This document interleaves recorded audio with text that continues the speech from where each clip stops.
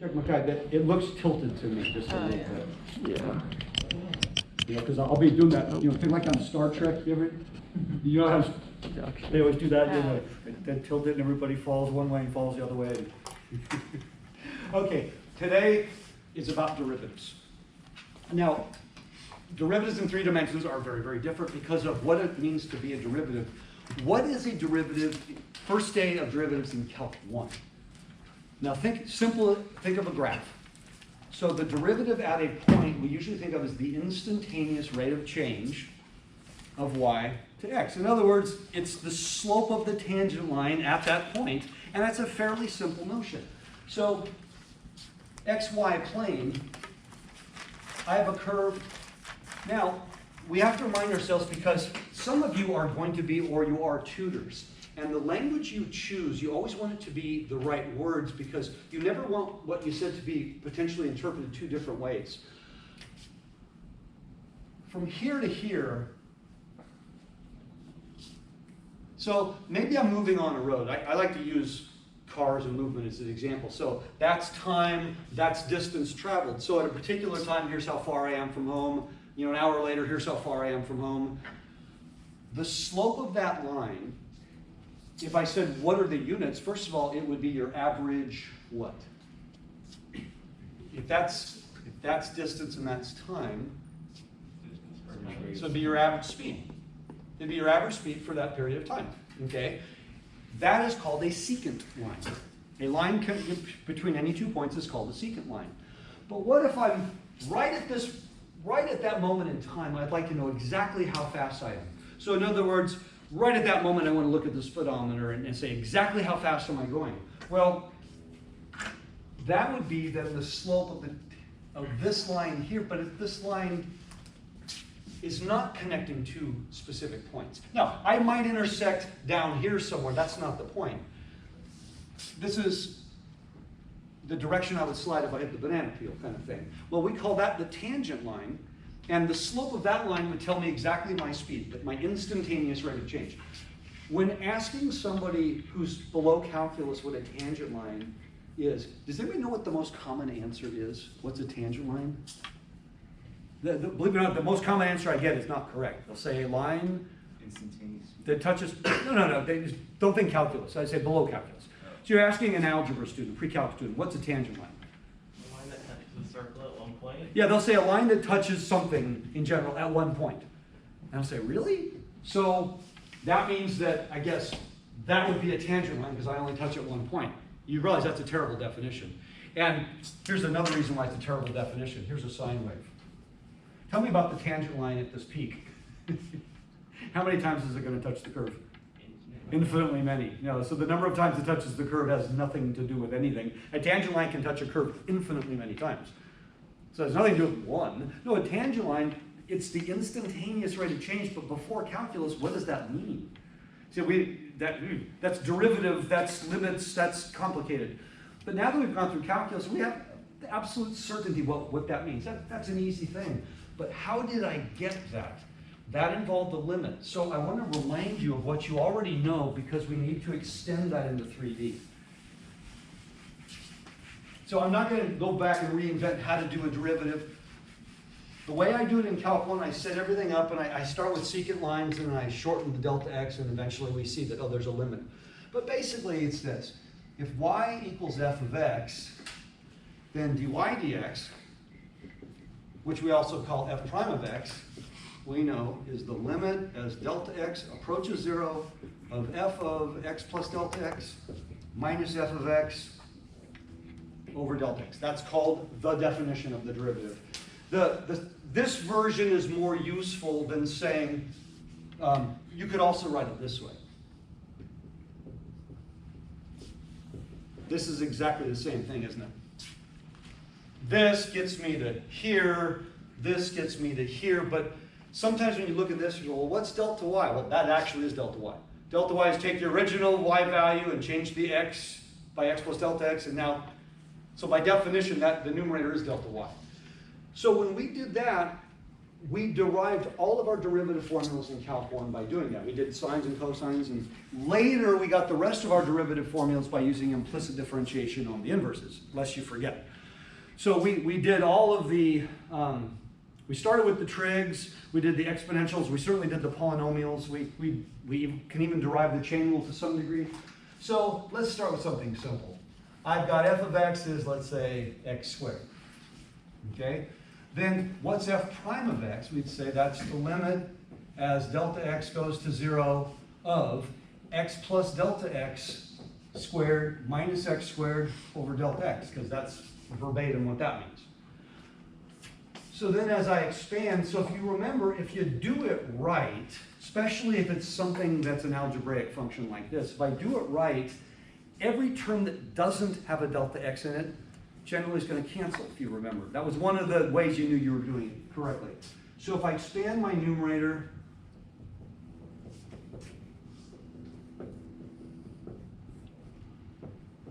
then I notice, oh, those guys are going to cancel. And now I have 2x delta x plus the square of delta x over delta x. And I can clearly factor and cancel a delta x out of everything. And then that gives me the following, which is what? 2x plus delta x. And here's the thing. We're saying algebraically, this quantity right here algebraically is identically equal to this quantity here algebraically, except I canceled something.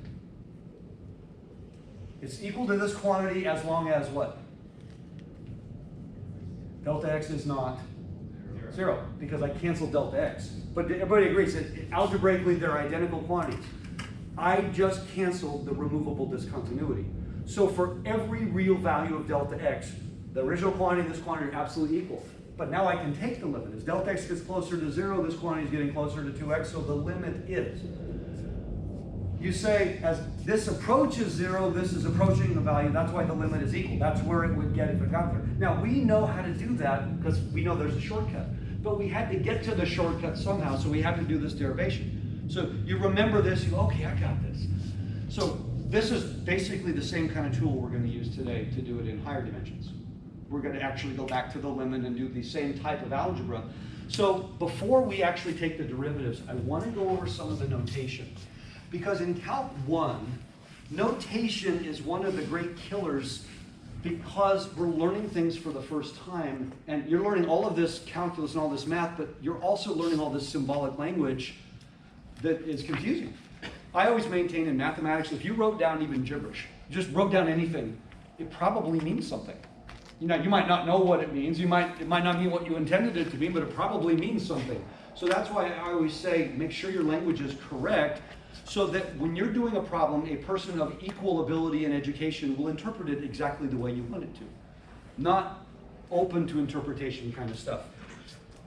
So if I wrote the following, natural log, square root, cosine, d dx. So I see a lot of this as a math person. Does anybody have a problem with anything I just wrote? Hint, you should. Well, there's no argument. The thing I'm inputting is called the argument. I gave you an instruction, but I gave you no argument. What does the natural log equal? Natural log of what? What is the square root equal? Square root of what? What is the cosine equal? Cosine of what? What is d dx equal? d dx means take the derivative of what's about to follow. All of these are called operators. And an operator has no meaning unless there's an argument applied to the operator. So I actually will have people write things like this because what they meant was the finished derivative equals. But this isn't the derivative, this is the instruction to take the derivative. Oh, okay, that's different. So when I take d dx and I apply it to a function, assuming y is a function of x, that gives me dy dx. This is the derivative, this is the original function, and this is the instruction. And by the way, that's absolute, it's not changing, there's no interpretation necessary, it's never changed in 400 years. But students will change it because they'll no, that's what I meant. Well, no, you don't get to choose what it means, this is what it means. So that's the derivative. Now, what if I wanted a higher derivative, or I wanted to use f of x notation? See, both are valid. Now, a mistake a lot of people make is they loosely use prime notation. And the nice thing is after today, you're probably never going to use prime again. There is no prime dimension in multiple variables. It has no meaning. It only works with one variable. But the problem with using a prime is people misuse it. Most of you probably grew up with in calculus class where your instructor used the symbol. I think they should have their calculus license taken away at that point, because that is the wrong answer absolutely every time it's ever shown up in the history of the world. Why? Because a variable prime either equals 0 or it equals 1.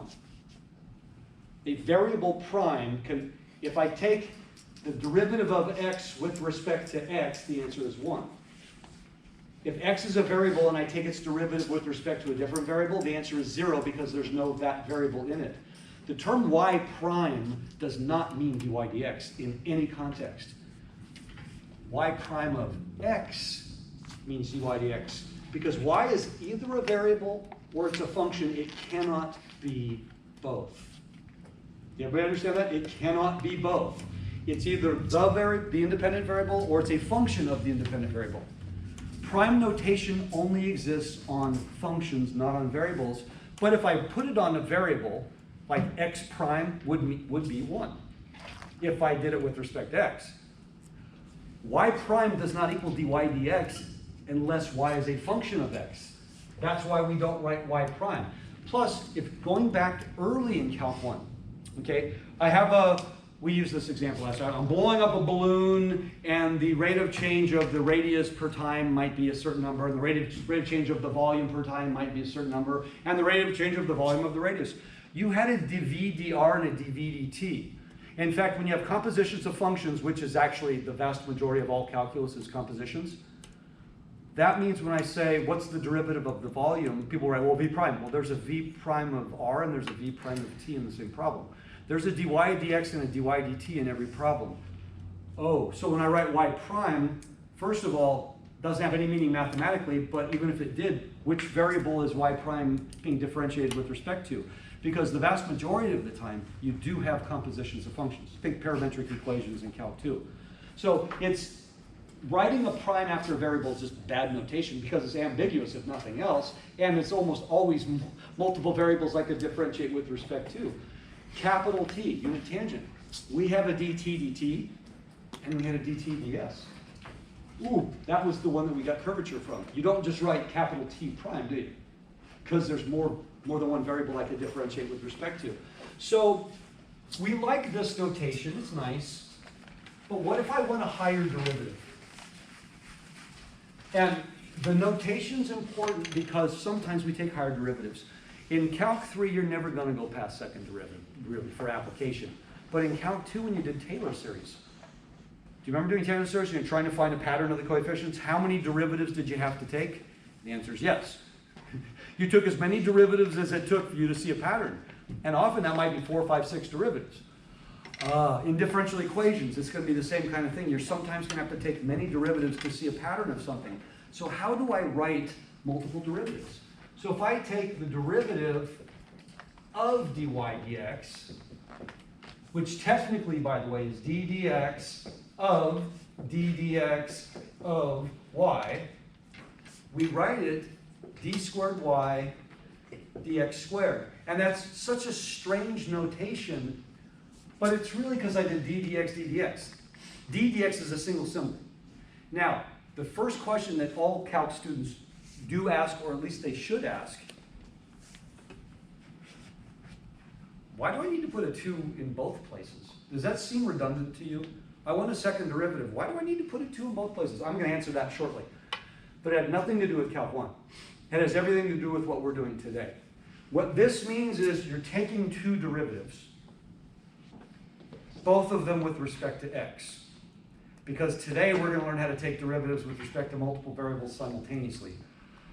Oh, so in other words, I need the 2 in both places, even though there was only one variable I could have taken it with respect to. Most of the calculus you do the rest of your life will be Calc 3 calculus. So you're going to have a dx, a dy, a dz on the bottom. You have all sorts of things on the bottom, and they just have to add up to the one on the top. So right now, this is what we did in Calc 1, and we said that was equal to f double prime of x. Now, what if I wanted to take a lot of derivatives? I want to do n derivatives. Well, that notation is very easy. So do I go, I get a certain bill, I think it's my water bill every month. And I have to do the same thing. I take my pen because the bill has like a number and it's either 5 or 6 zeros. Really tiny. So I have to take my pen and I put a dot in each zero as I'm counting the zeros so I can put it on my check. Because there's too many zeros for my eye to see how many zeros there are. I want the 10th derivative. You can put 10 slashes? No. No. Actually, after the third derivative, do you remember what you do? You go like that. It's notation of convenience. But I remind people because how often do you take higher derivatives? Outside of Taylor's series, you really don't.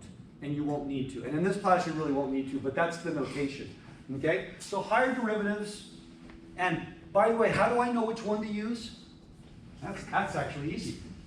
Was your function defined y equals a function of x, or was it defined f of x equals a function of x?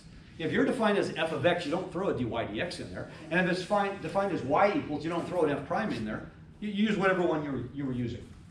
So far, so good? So now we're going to move into higher, and I'm going to show you the differences.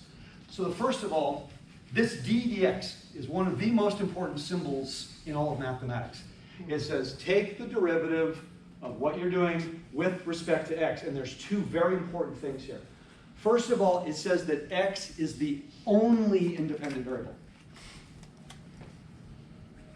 X is the only independent variable in whatever problem I'm looking at. I can have lots of variables. X is the only independent variable. It also says it's what's called an ordinary derivative.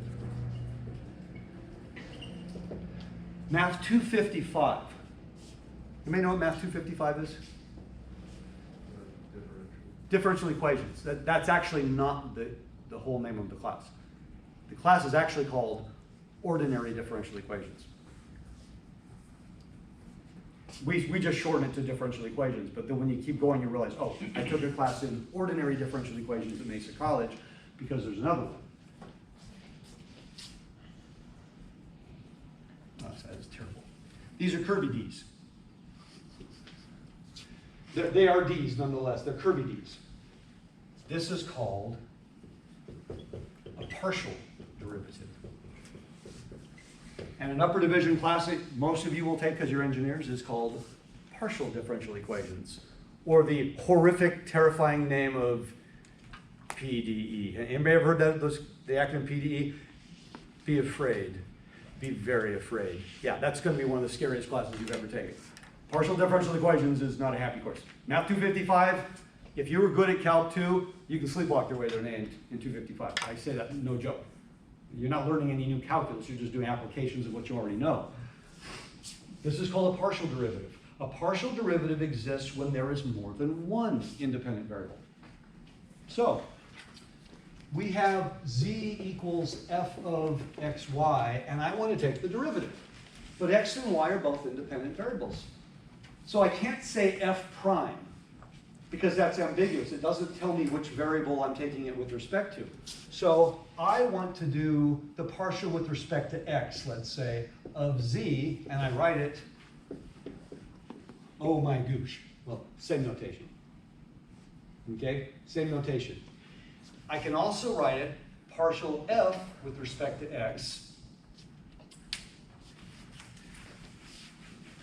But there's a simpler notation. When I wrote y equals function of x and I differentiated the y, we wrote dy dx. When I had it as f of x, we wrote f prime of x. But we used two different notations. So if I say take the derivative of z with respect to x, we can write it as dz dx. I want to take the derivative of f with respect to x. So the shortcut, you're going to like this, f with a subscript of x. This is the equivalent of prime notation. In other words, I'm still describing it as function, but the subscript of x says I'm taking my derivative with respect to x. You don't write f prime of x, because if you wrote f prime of x, you've now made it a function of one variable. No, no, no, no. You can't write f prime of x. Do you, like, say you need to take multiple derivatives, would you write, like, Hold that thought. Yeah, because I'm going to show you where the notation gets a little bit uncomfortable. How's that?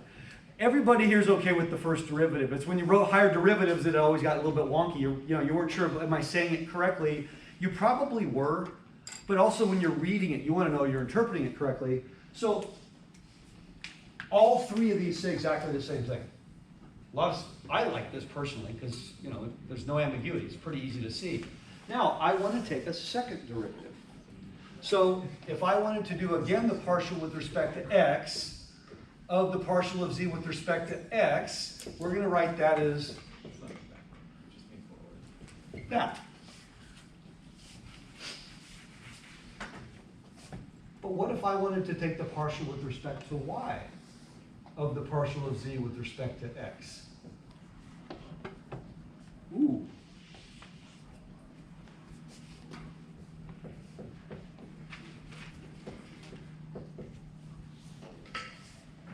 Does that make sense? Oh, I'm taking two derivatives and one with respect to each variable. Could, just for fun, you take 7 derivatives and 3 of them with respect to x and 4 with respect to y? Sure. There are no rules on how many derivatives. This is the reason that this notation existed in Calc 1. And again, when I was a Calc 1 student, I asked that question, why do we need to put the 2 in both places? Isn't it kind of obvious? Because I had no concept of multiple variables yet. Okay, so 2 derivatives, both with respect to x, 2 derivatives, 1 with respect to each. Does the order matter? That's a great question. I think that's similar to Liam's question. Hold that thought, because that actually is considered a very humongous theorem and it's going to be exactly what you're hoping it is. In other words, you're hoping it doesn't matter. But I'm going to actually show you that it doesn't matter. So now when I'm using the subscript notation, it's kind of interesting because this is a composition of functions. It's always outside looking in. So when you say f of g of h of x, the one that's closest to the x you always do first and you work your way out. So obviously I did the derivative of z with respect to x first and then I did y. That's why I write it in this order. But the odd thing is, when I do the partial of y on fx, I would write it after because that's the order I'm doing it in. I did x first and then y. So the first goofy thing is, this is considered the universal notation. They're out of order. But I'm going to show you it actually won't matter in the long run. We're going to show that it's going to be the same. And that's, by the way, really huge. And in other words, if I differentiate with respect to one variable followed by the other, that it shouldn't matter what order I do things in. I'm going to show you that. Yeah, Liam. So like, say you have one where it said z, y, x, y, you can just reorder it however you want. Pretty much, yeah, yeah. That's going to be more of a whew, than a wow, that's so cool. You want to know that when you're taking a derivative, that the order you choose to take them shouldn't affect the answer because they're independent variables. So I have a mountain in front of me and I slice it in one direction, I slice it in the other direction. It doesn't matter which one I look at first, I should get to the same place. So hold the thoughts, because I'm going to show you how to take a derivative in a moment. Yes, actually. For the f notation, if you did 2 of x and 1 of y, would it be dx squared y? Are you talking about this notation? Yeah. You just list all of them. So you would x, x, x, x, x, y, y, y, y, y.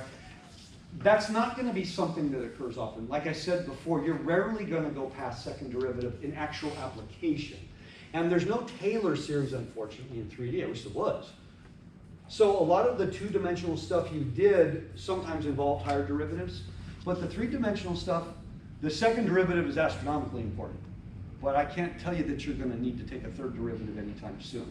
So from a notation standpoint, I will ask you on a quiz to do a third derivative just for the practice, right? Just so, okay, what order do I do things? How do I do them? Fairly simple stuff.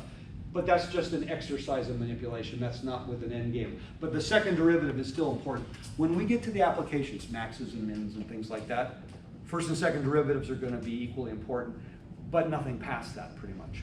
Okay? So now that we've got some of the notation out of the way, again, a partial derivative just means I have a function of multiple variables. Can I have more than 2 variables? 2, 2000, same rules. In other words, it's 1 or it's more than 1. Those are your choices. If it's more than 1, then I have to take partial derivatives, which is why it's so important that I indicate variables. Which variable am I differentiating with respect to? So now, I'm going to do a fairly simple prop. It's going to be algebraic in general. This won't be that terrible. All right? So let me first, I have z equals f of x, y. So the first thing is, the partial of z with respect to x, which we also call f little x, is equal to the limit as delta x goes to 0 of f of x plus delta x comma y minus f of x, y over delta x. Now stare at that for a moment. I'm differentiating with respect to x. X is the only thing in the problem, in other words, that is changing. So this is the definition of the derivative with respect to x. Okay? Do you agree that that's not that complicated? It kind of looks very Calc 1-ish. It wouldn't matter how many variables I have here. I'd still only x plus delta x. Okay? I'm going to give you a simple analogy in a moment of what you're looking at. For the bottom of the limit, would it be x comma y, or is it still just This is, I'm replacing x with x plus delta x, comma y. So it's not approaching delta x comma y, it's just approaching delta x. So it's just approaching delta x, not delta x comma y. You mean delta x is approaching 0. Yeah. Delta x is the only thing changing. Okay. Yeah. Yeah. Okay, so now, what if I do this?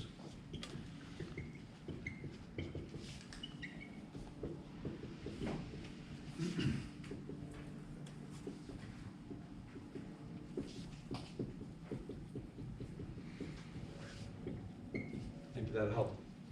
So I'm only looking at one variable at a time. So, my favorite analogy to use is Cowles Mountain. Okay, anybody ever climb Cowles Mountain? We used to do that a lot. Cowles Mountain is one of these places where, and this is going to be the foundation of the lecture in a couple days from now as well. I've got a mountain in front of me. Now, if you ask me, well, what's the slope? What's the problem with asking what the slope is if I'm standing on a mountain? So what do you mean, what's the problem? Well, first of all, slope is change in y over change in x. It's two-dimensional. So anybody who's been on Cowles Mountain, great. If I go this way, boy, it's really steep. If I go this way, it's not very steep. But if I go this way, I can actually go sideways. And if I go this way, I'm going to go down really steep. So if you said, what's the slope, or how steep is it? How steep is it and what's the slope is actually the same thing. What's the grade of the mountain? Same thing. Doesn't it matter what direction I'm looking at? I can be standing on a point, and as I'm turning 360 degrees, do you all agree that my slopes would change as I'm moving? Because what you're literally doing when you're asking what's the slope, imagine you're taking a slice of the mountain. I'm taking a slice of the mountain, and now I'm looking at the two-dimensional rim. I've just made the three-dimensional mountain, I think we called that a level curve last day. I'm looking at a two-dimensional slice, and now I can say what's the slope of the tangent line of that slice. But couldn't I also slice it this way? Or this way? So for what we're doing right now, imagine the mountain, but there's only two slices I'm going to consider today. The slice parallel to the xz plane and the slice parallel to the yz plane. Those are the only two I'm considering. So when I take the slice parallel to the yz plane, now I'm looking at it and saying, okay, I only have z's and y's. I fixed x. If I'm going this way, I only see x and z and I fixed y. I'm only allowing the x and the z to move. That's why I didn't do anything to the y. Because I'm only looking at it from one slice. I made it a two-dimensional problem in a sense. Okay? Now it might seem like a lot of work, but it's not going to be that bad. So let's do this. Let me give you a function now. Sorry. So let's say my z, which I'm doing it both ways just for the notation standpoint. Let's say it's, I don't know, 4x squared y cubed. I don't want this to be long and gnarly and everything. This relatively mild function. All right? So let's start with this guy. The partial of z with respect to x would therefore be the limit as delta x approaches 0. Now, some of you are going to have questions, you're going to have comments, you're going to have observations. I would ask that you hold them. You know, it's like when you're watching the play, hold the applause till the end. because there will be questions. There should be questions. So now I'm going to replace x with x plus delta x.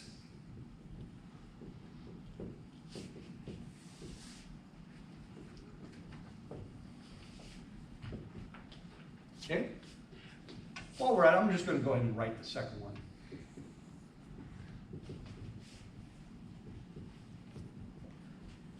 And now I'm going to replace y with y plus delta y. Be happy that I only cubed it and not a higher power. It could get kind of messy otherwise. Okay, so here are my two derivatives. These, whatever I get, those are the answers to the questions. Now it's going to require some algebra because we don't know what we're supposed to get yet. So I have to do the same algebra I did a little while ago when I did the Calc 1 problem that we started the class with. All right, so if it helps, off to the side, x plus delta x when I square it, that's x squared plus 2x delta x plus the square of delta x. So I'll just go ahead and I'll do that and I'll multiply it by 4y squared. Okay, save a little time. I'm going to multiply that by 4y squared. So that would be 4y cubed. Can't even read what I'm writing there. 4y cubed, sorry. So that would be, where are we? 4x squared y cubed plus 8x delta x y cubed plus 4 delta x squared y cubed, all minus 4x squared y cubed. That look about right? I only have the first and last terms that don't have a delta x in them. And it's like we did earlier, I said every term that doesn't have a delta x, if I did it right, probably should cancel. If they don't cancel, we're in trouble. Does everyone understand? If I still have a delta x term left in my numerator, then this is a DNE. It's impossible to continue. It means that, first of all, there would be no way to answer it, but also, I probably made a mistake. So, we're almost done with my numerator. And actually, I'm doing both. It's fun. I'm going to do them simultaneously. I'll hold the top for a moment. So, off to the side, y plus delta y cubed. So that would be 3y squared, 3y squared delta y plus 3y times the square of delta y plus the cube of delta y. I'm just cubing that binomial there. So what we're going to do is multiply that quantity by 4x squared, just like we did a moment ago. So if I multiply that result by 4x squared, I'll get 4x squared y cubed plus 12x squared y squared delta y plus 12x squared y delta y squared plus 4x squared times the cube of delta y, and then all of that minus 4x squared y cubed. Oh, by the way, those guys cancel. Will I be able to easily complete both of these, by the way? What do you think? Yeah, the algebra now is extremely friendly. And in fact, it looks very Calc 1-esque. I think that's a word. Okay? So now I've got the limit as delta x goes to 0 of, well, what's left? 8x delta x y cubed plus 4 times the square of delta x y cubed all over delta x. Down here, I have the limit as delta y goes to 0 of 12x squared y squared delta y plus 12x squared y times the square of delta y plus 4x squared times the cube of delta y all over delta y. Since every term in the numerator has a delta x, you can factor and cancel. I do a lot of algebraic techniques. Most of you who've been in my math classes before, you've seen me do algebra that you never saw in a classroom because It's just way more efficient sometimes. I don't ever actually factor and cancel. I never do that. You know why? That takes 2 steps. You factor in one step, you cancel in the next. I actually don't do that. What I do is I multiply numerator and denominator by the common factor. That's what I do ever since I was a little kid. I had to show my teachers that because they didn't realize this is an absolutely 2-step process. But I'm too lazy to do anything in 2 steps because almost every algebraic process you've ever learned in your life actually can be done in 1 step. Doing a step in your head is still a step. What we do is we do a lot of sideways motion. See, don't factor out the delta x, rewrite it with a factor, then cancel and then rewrite it. Multiply top and bottom by 1 over delta x. That's what you should have learned as children, but that's not in any textbook. Why? Because the next thing I write is the factored, canceled, simplified version, isn't it? And by the way, I just do that in my head usually. I don't bother even writing it if it's really clear. But that's why some of you might have been a little uncomfortable when you have the finished version, but you didn't actually show the factoring. I sometimes show the factoring if it's necessary, but here, every term has a delta x. So factoring and canceling or simply multiplying numerator and denominator by 1 over delta x leaves me with what on top? 8xy cubed plus 4 delta x y cubed. Agreed? If I do the same thing on the bottom, I multiply top and bottom by 1 over delta y, then I'm going to get no quotient anymore. That's the key. I'm going to have 12x squared y squared plus 12x squared y and a single delta y plus 4x squared and then the square of the delta y's. Because I no longer have quotients, excuse me, because I no longer have quotients, I can now evaluate both of these. Agreed? That's the key. We removed the problem child. The thing going to 0 is no longer part of the problem. That's the first time I can evaluate. What will I end up with? Well, that'll be 0. And how about here? 0, 0. Okay, we're done. Boy, and I chose a relatively simple problem. All right, so I'm going to summarize over here.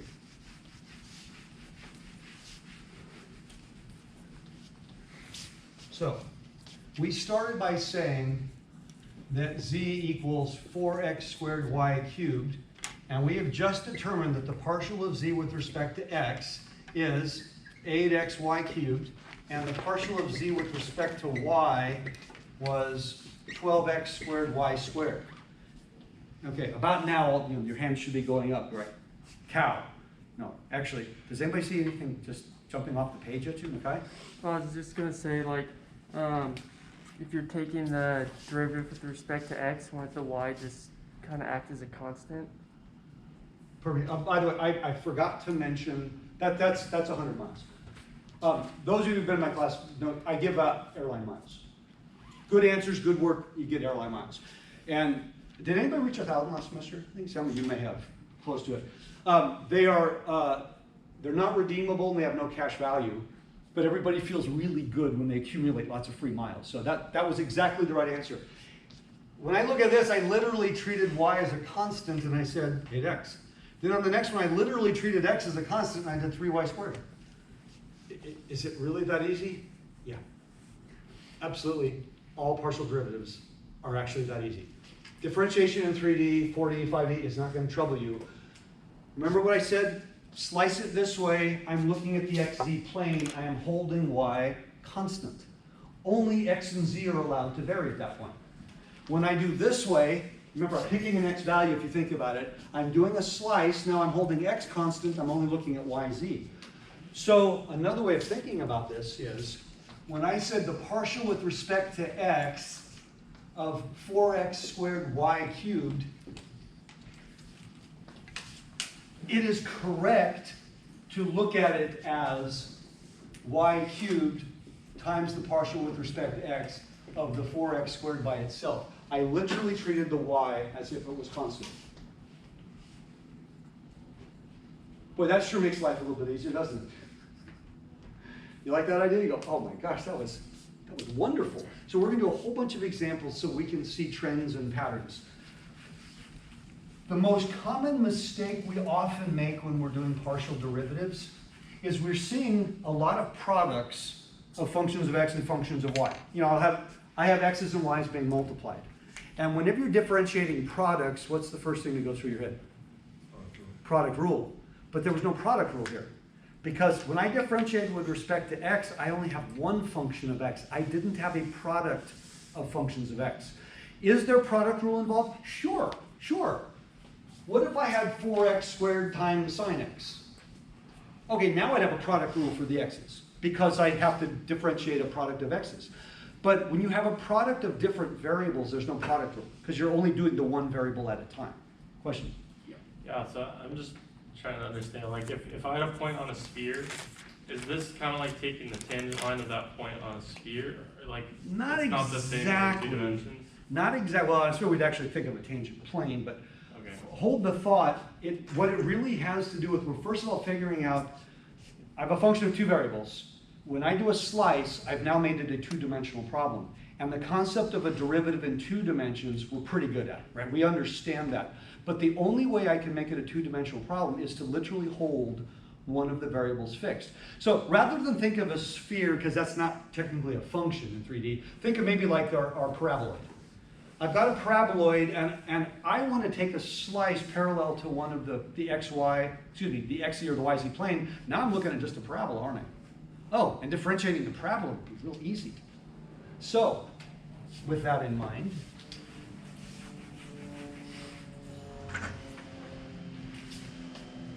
how about z equals f of x, y, and let's say that's 3x squared minus 4x sine y plus e to the y. Okay? I would like to find the following. I want to find this, this, this.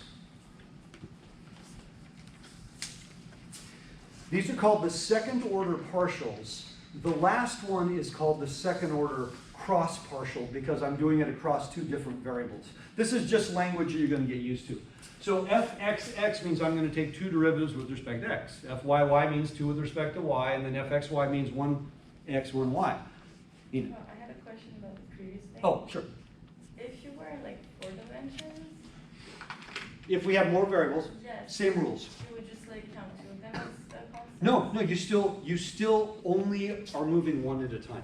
I can't give you a 3-dimensional picture of what you more. I just said slice this. The question is, if I had a function, let's say w is a function of x, y, and z.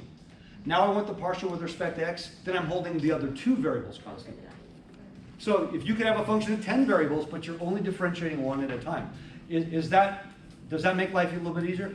Oh, yes. You would never simultaneously differentiate 2 variables at once. You could only do one at a time. But the way you do it is by literally seeing every other variable as if it were a constant.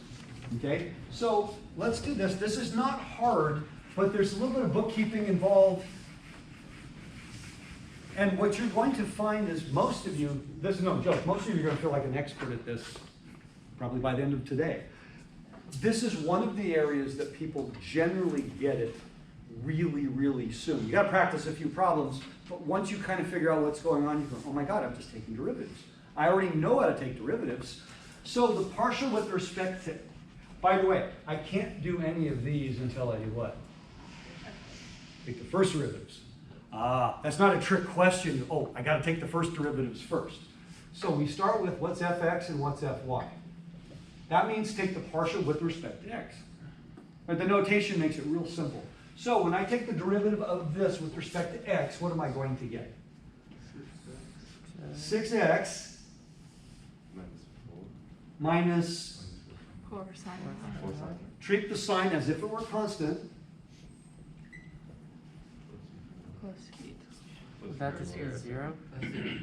There's no x in e to the y, and if I'm treating y as a constant, then technically I'm differentiating a constant, and that would be 0. Yeah, that's where people get a little bit stumped. You want to write e to the y in the worst way. Well, that would be the derivative with respect to y. but there's no x, and y is not a function of x. So there's no chain rule, there's nothing going on, it's just, there's no x. That's why I said earlier, when you say things like x prime and y prime, I'm proving to you today why every time you ever said y prime, it was the wrong answer. Because y prime can't be the same as dy dx. There's nothing prime. I'll actually have people write e to the y prime. I don't know what that means mathematically. I'm taking the derivative with respect to x. The answer is 0. Y is not a function of x. Oh, y is not a function at all. Y is an independent variable. So, that's it. Now, what's fy? 0. 0, because there's no y. So that's gonna take you a little while to get the hang of that one. And then this, negative 4x cos y, good, plus e to the y. Beautiful. Wow. Okay, if I can do that, then I can do the rest. So, let's do fxx. The derivative of this with respect to x. 6. Fyy.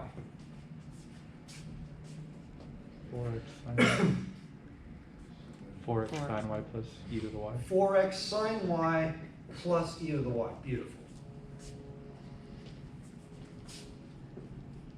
Well, to be safe, let's do both.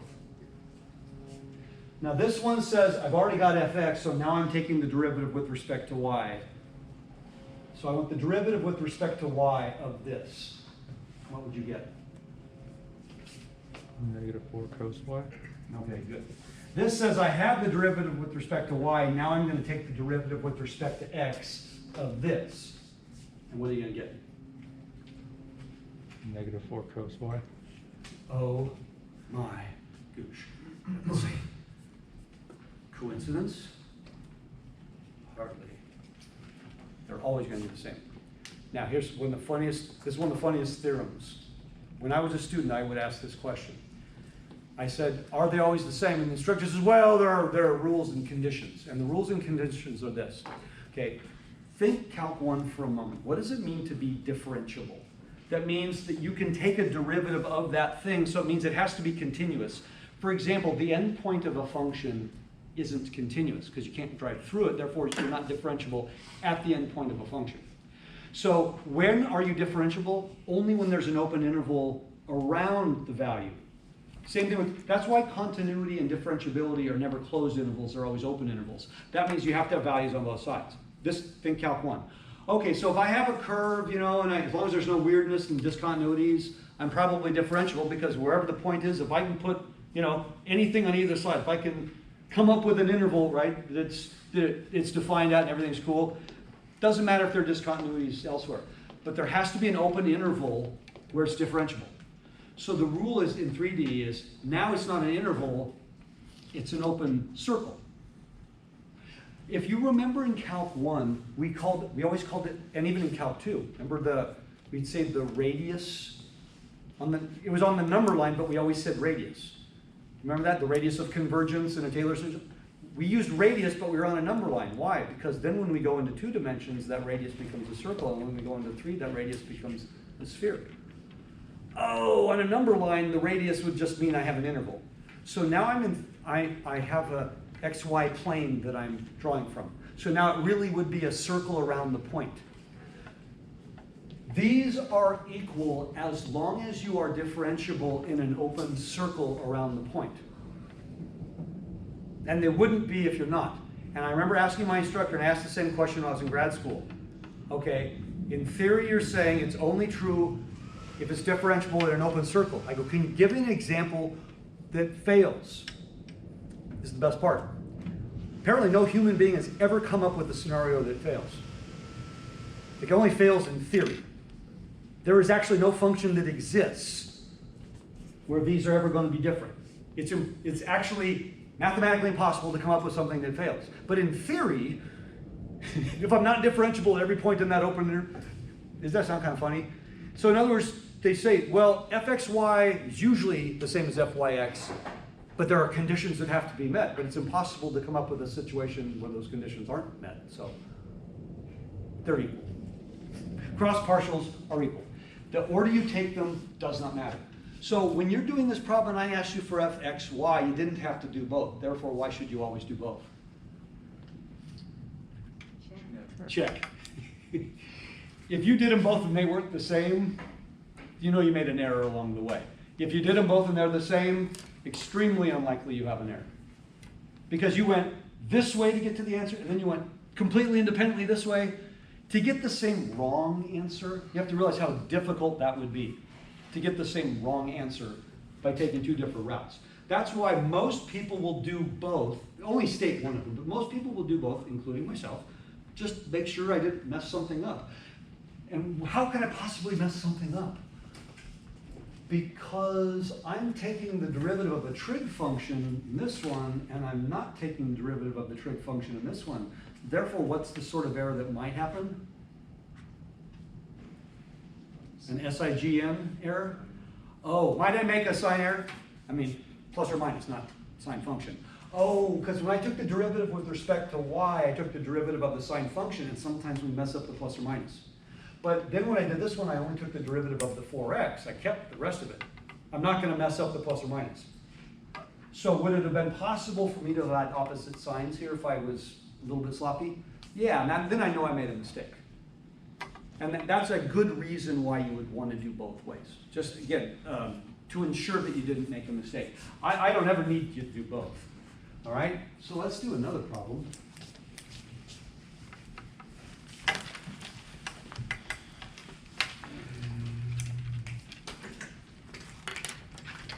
All right, I've got f of xy equals,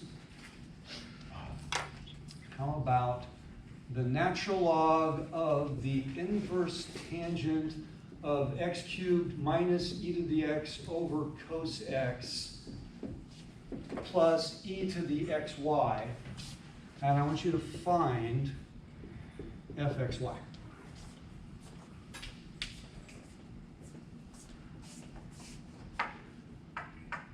Now, I'm going to see who are the truly brilliant among you. No, actually, I'm going to see who are the truly lazy among you. See, I maintain you can never become a great math person unless you are lazy.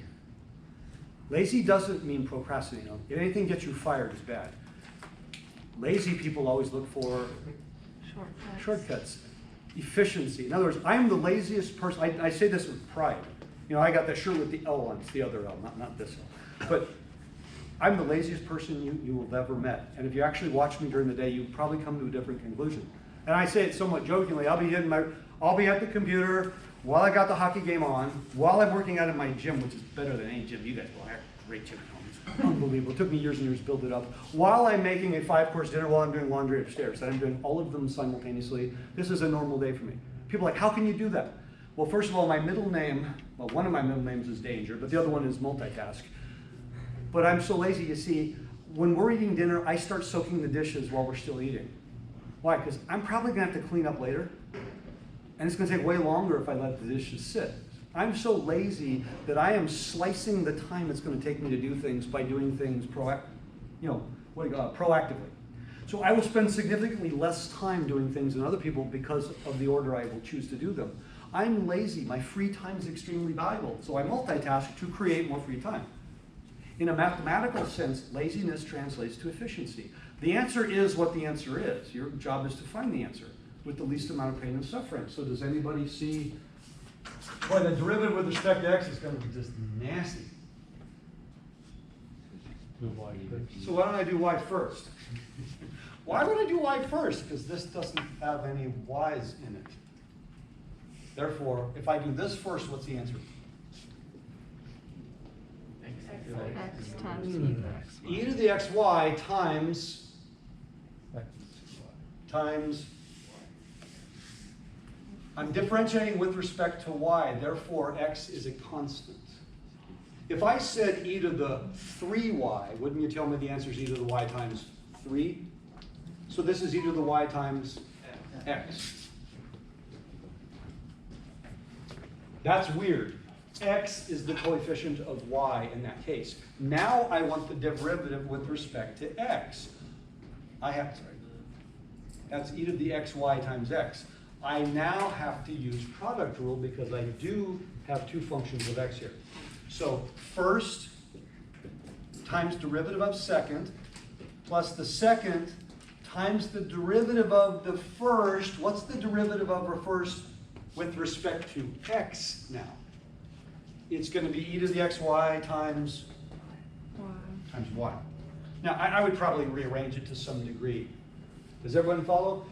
So when you're differentiating the product of x and y, you're only differentiating one of them at a time. The other one is a constant. So literally, the other variable is treated like a coefficient in that case. Okay?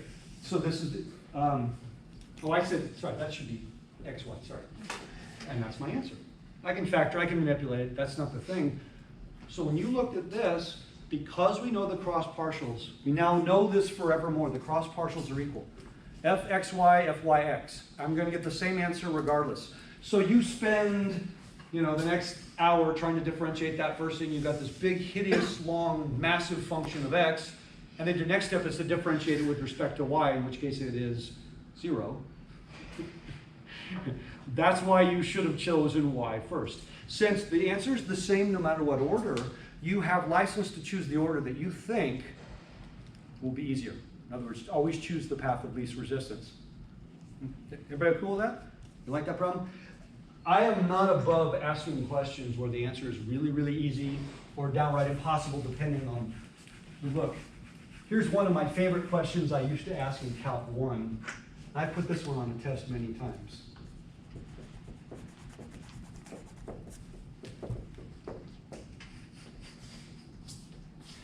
So as you're using your product rule and going through all your trig and now all your manipulations and simplifications, most people fill up a whole page. And then their answer is really long and complicated and combined. Maybe worse, I'll ask you the second derivative. Anybody know what the answer is, brother, without doing a whole lot? 0. 0. Oh, why? Because that's 1. I will ask that question. People go, oh. Because I ask you to take the derivative of 1, it's 0. But when we don't see it, we rarely get 0 as an answer. We make it really long and complicated. The simple rule of thumb, and I say this in all my math classes, is can you make a problem simpler before you actually start the problem? So those of you who were in Calc 1 with me, I would show you algebraic manipulations, particularly with trigonometry, where you have something trig-ish, and maybe you have to take a derivative or an integral, but it's not friendly. But if I apply and manipulate, maybe multiply by conjugates or factor, do things, I might be able to make the original problem much, much, much easier, and now I'm going to attack that version. That is always a good idea, right? To make a problem simpler before you start. I want to differentiate a quotient, but it might turn out that I can reduce the quotient into something small, so differentiating that would be better. And we often forget that at this level because our calculus is so good that we can get past any barrier, yet we make a short problem long. I'll give you another example. This is a problem I put on Calc 1 tests. I'll say y is 4x to the 6 minus x squared over x to the 4th, and I'll say find the second derivative. And so what does everyone do? They use their quotient rule and give me something big and nasty, and then they use their quotient rule on the big and nasty answer and give me something really, really big and nasty. Yet I showed everybody in the class at this point multiple times the easiest way to do a problem like this. And I remind people,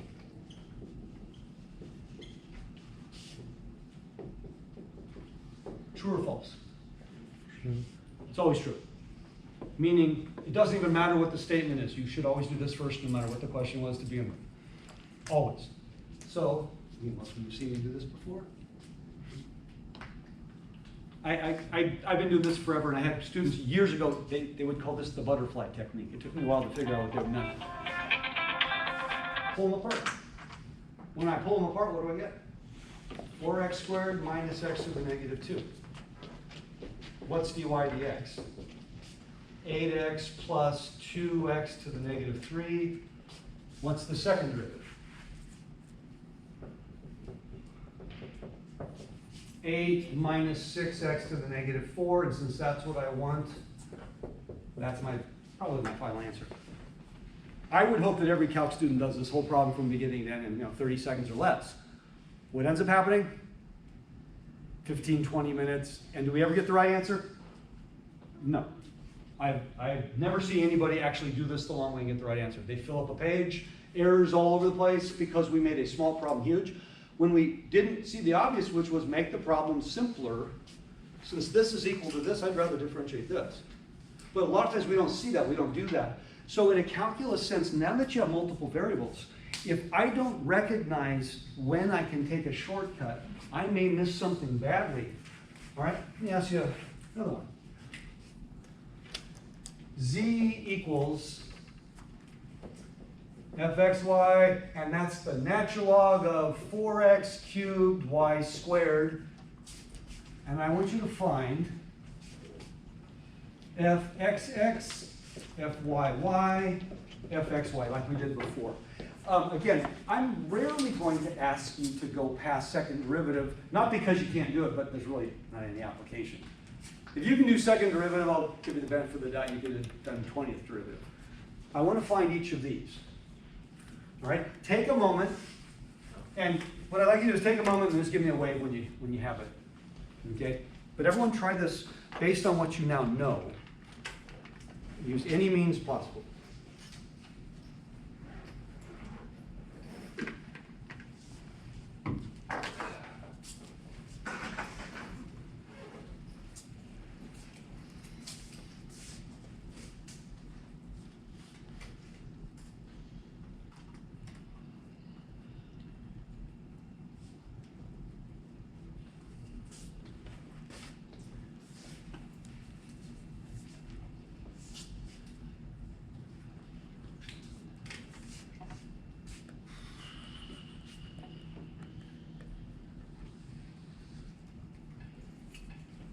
When it comes to logarithms, there's not a lot of people have absolute faith and comfort in their math skills, right? Everything else you guys are good at, but logs you go, the logs are so important and they're so huge, and if I'm comfortable with log manipulation, this can be a really short problem.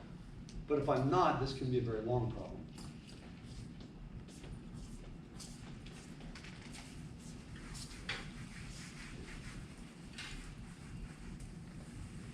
Does anybody think they have an answer? Did anyone? Now you know that the derivative of the log is 1 over the function times the derivative of the function, and then you probably got all sorts of simplifying. Okay? That's what everyone's doing. It's not what I'm doing.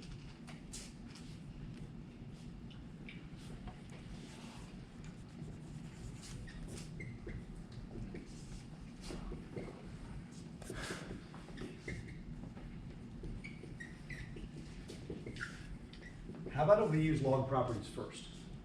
Did anybody think of that? Go, oh, put your best Napoleon Dynamite gasp. Now, what is fx? 0, 0, 3 over x. So what's f of xx? Negative 3 over x squared. Okay? What's fy? 0, 0, 2 over y. So what's fyy? Negative 2 over y squared. And what is fxy? 0. I didn't expect anybody to do this. My hope is that everybody will do this at some point because it was much easier, much faster, and I'm not going to make any mistakes of chain rules. Now, if you didn't do this, can you still get the right answer? Of course you can. I would still expect you to get the right answer, but you're going to do a lot more algebra along the way. And the problem with doing a lot more algebra along the way, we set ourselves up for that arithmetic error, don't we? Bad canceling. Probably more bad canceling than bad derivatives. But those are the answers, and that was all it took because I used log properties before I started. Same thing is true with trig. If you use properties before you start that makes the problem a little bit easier stated, that's always a good idea. Okay, any questions so far? Now, are you intimidated by partial derivatives right now? No, you need practice, but I can do this. Let's do one more big problem, and then I want to get to exam review because I want to leave plenty of time.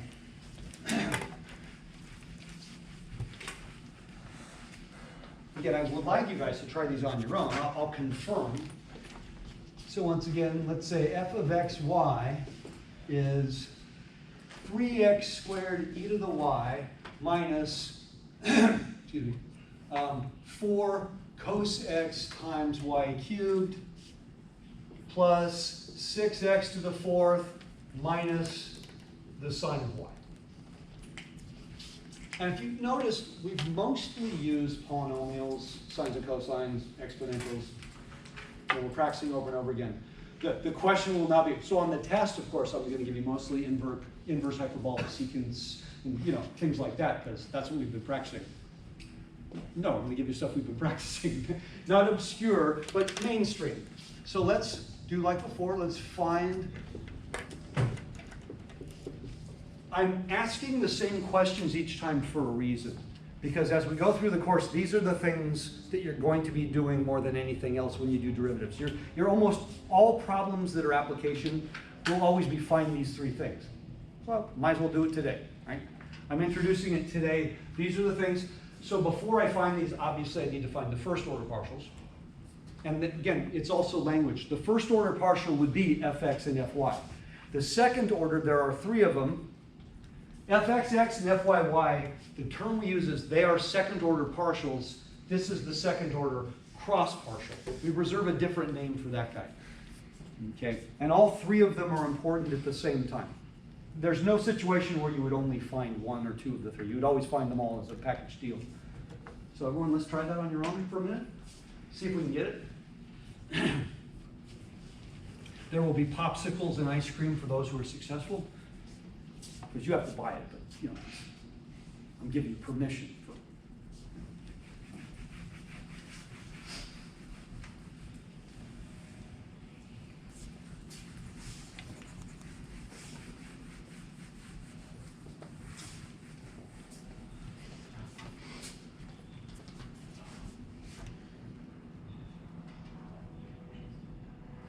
Is it long?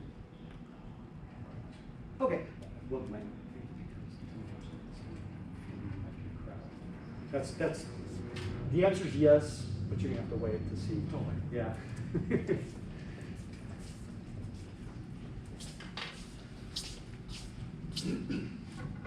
No? Okay.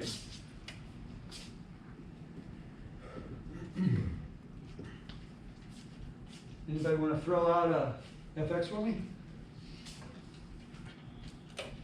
6x e to the y plus 4 sine x times y cubed plus 24x cubed. By the way, most of you don't like the placement of the y cubed because it's too close to the argument. Is it okay to put it in front of the sign? Yeah. Yeah, probably a good idea. It doesn't matter because I put the, but sometimes it's hard to read. And what else? Was there anything else? Plus 24x cubed. Plus 24x cubed, beautiful. How about the fy?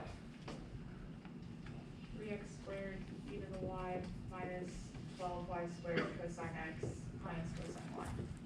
Minus cos y, beautiful. If I got those, the probability is extremely high that you're going to get the right answer to all of them because you've attempted it correctly, you've interpreted it correctly. Yeah, there's always the possibility that there's an error in there. And there is no check. There is no check for either of these. But it's a really big but. If you do this both ways and it checks, that means you probably can be certain that these were both correct. And if these are both correct, and this is correct, like I said, very high probability that the other two were correct. It's not likely you did the first round absolutely correctly and then messed up the second round. That just doesn't happen very often. Right? Yes, it can happen. Everything can happen, but that's less likely to be the error. Okay? So, anyone want to try this one? 6e to the y plus 4 cosine x times the y cubed plus 72x squared. Beautiful. And how about the yy? By the way, the order does not matter. I tend to go in the same order because my brain kind of files things as I go. Anybody want to try? Somebody different try this one? 3x squared e to the y Okay. minus 24y cosine x. Minus 24y cos x Plus 24 plus Just time. Cosine y. Plus sine y. sine y. Sine y. That's what you meant to say. Don't, by the way, I did notice on the last quiz, it's kind of funny that more than one person did this. You started off with your arguments being t's, and then you were so over t that early on in the problem they just all became x's. Even though there was no, my sine t's all became sine x's and stuff. Probably not a great idea, but I see that happen periodically. Now, let's do this one with respect to y. 6x e to the y plus 12 sine x times y squared. With respect to y, there's nothing else. Now, this one with respect to x, 6x e to the y, be careful in differentiating the negative cosine. What will that be? Positive sine, and then I'm differentiating this with respect to x 0. Did it work? Yeah. Yes. Now it's time to rejoice. Stand up, do the happy dance, clean up the confetti later. Any question? We will do more of this. This will be the most common math you do the rest of the way, partial derivatives, because the applications are far-reaching. But the nice thing is, you've spent, what, an hour and 15 minutes or so of your life doing partial derivatives, and most of you would say, yeah, I got this. Every group before you has really gotten this. You got to practice, because there's a few areas that always will still trouble us. I had the function purely of y, and when differentiated with respect to x, sometimes that throws us. So the easiest way to always view it is whatever variable I'm differentiating with respect to, mentally replace everything else with constants, every other variable. Literally think of it as a k. That's why if it stands alone, its derivative is 0, but if it's part of another term, it's literally like a coefficient. Okay, and if you do that, you're going to be right. Occasionally, like in the previous example, occasionally you're going to have to do a product rule because you do have a product of the same variable. That's not nearly as common though. Okay, there's still chain rule, those things still apply, but again, you have to almost like close one eye and block off the other variables as you go. Okay? All right, if we're good, let's talk about the exam. God, this came on really fast, I know. Hold on, find that. I printed the key that here it is. Now the question is always, does the exam look like this? Those who've been in my class before, will the exam look like this? Yeah, the exam basically is this. A lot of people figure it out later and go, we did all these quizzes and I looked at my notes and you did the exact same problems in class with great detail and sometimes didn't even change the numbers. And they did the practice test, you took the exam and go, the exam looked exactly the same. Wow, what a shock. No, I'm preparing you to answer generic questions, and these are generic. The practice test, I call it's the short and sweet. It's the least number of questions I could ask you that literally covered everything. I give myself permission to maybe ask you something a couple of times. I don't really need to on a test like this. Calc 2, you had a test on integration probably, and methods of integration. So might you have had 2 partial fractions problems, or 2 integration by parts problems, or 2 trig subs? Yeah, I mean, you had a test where all you were doing was integrating for 2 hours. It was okay to ask you similar problems a couple of times. That gave you a little bit of, wiggle room in case you messed up one of them, you could still get another. But on a final exam, you never see anything twice because there's only so much that can fit on a final. So on a final, there might be 40 topics and you only get 15, 20 questions. Now, on this exam, it's only over 7 lectures and it's 2 hours, so anything can happen more than once. But it would be a similar nature. So the way that I've grouped it on here is the way that it's grouped on the exam. In other words, problems are usually going to be clusters. It's not, do this dot product. Now, 3 pages later, do this cross product. No. The way I grouped it on here, I'm going to give you 2 vectors in R3, and I'm going to ask you everything I can possibly ask you. A dot product, a cross product, a projection, an angle between them. Not a whole lot else going on. You're supposed to get that one right. Okay, would you say that's the easiest problem? Would you say that's one of the few problems that you might have been able to answer before the course? And that will have the highest percentage of errors. Of all the problems, that will be the lowest percentage of success. It's always the same. I don't know why. Half the cross products will be incorrect. Half of the projections will be incorrect. We go too fast on the, you can't miss dot product. You can't. but a significant percentage of them will make an arithmetic error and then carry it through. Now here's the way I do it, and some of you noticed this on the quiz. You looked at your quiz and you said, I missed every single problem, but Mr. Brown gave me maybe 24 out of 30. Should I say anything? I'm at the cash register and I handed them a $1 bill and they gave me change for 100. Yes, you should say something. Mr. Brown gave me 24 out of 30 and I missed every single problem. Yeah, because you missed the dot product in the first problem. But then you used that incorrect value to correctly do all of the rest of the problems, demonstrating you knew exactly what you're doing, you just did a different set of problems. So I gave you credit for all of the problems that you used the incorrect dot product. That's why I gave you 24 out of 30. Not because I'm senile, I might be, but that's not why. And not because I'm generous, no. That to me is fair. If you're demonstrating correct understanding, but you're using the wrong numbers, you can't get the right answer. So when you mess something up, like I gave you 3 points and you found the normal vector and then you did all the other questions, well, you made mistakes early on so your normal vector was incorrect, which means every answer is going to be incorrect. But I'm not going to mark all of them wrong if you correctly used your incorrect normal vector. Because you're demonstrating correct understanding, and that's all I'm asking for. It's a lot easier if you get the first one right, though. Okay, so please, on clusters of problems, get the first one right so all the rest of them will follow a little smoother, because you actually forced me to redo each problem with your wrong numbers to see if you would have gotten the same thing. And most of the time, by the way, you do. Again, so that's why I only mark you wrong the one time. Now, if you make other errors that are unrelated, that's different.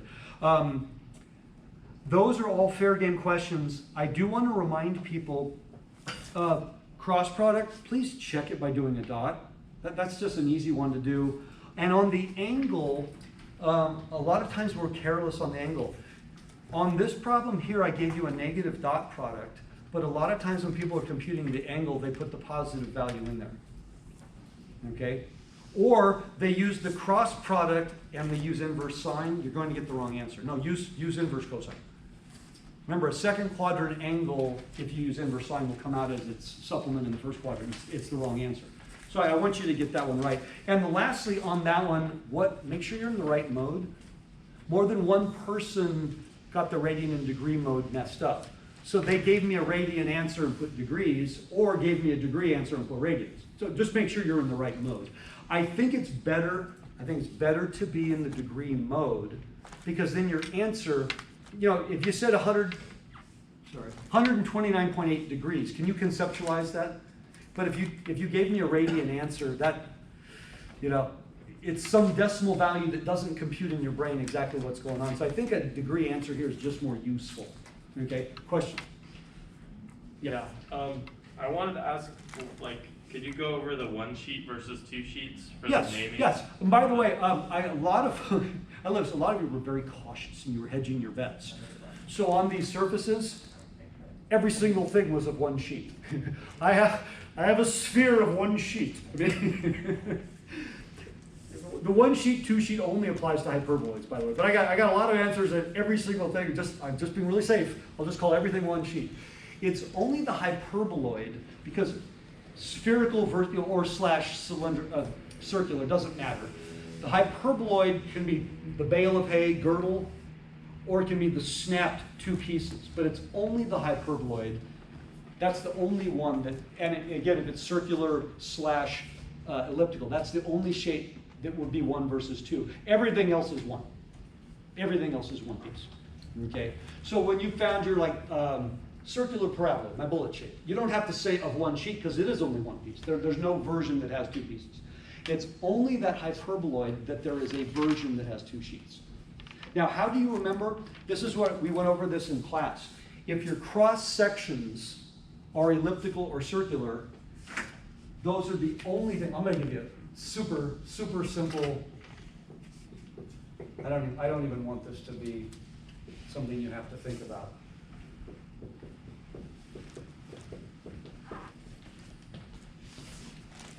These are the same name. They are the same shape. They are both going to be circular hyperboloids.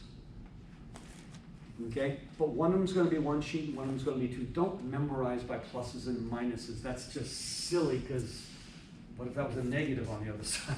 You know, it's just, yeah. What if I put the 1 on the other side? Yeah, don't memorize pluses and minuses. Look at cross sections.